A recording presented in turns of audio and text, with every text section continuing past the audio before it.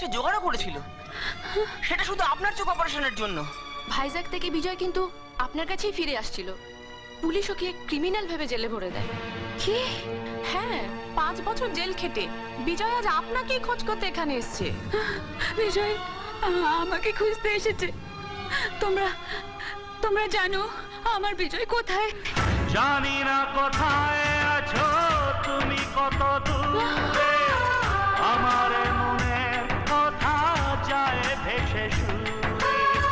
জানি না কোথায় আছো তুমি, কত দূরে আমার মনের কথা যায় ভেসে সুরে।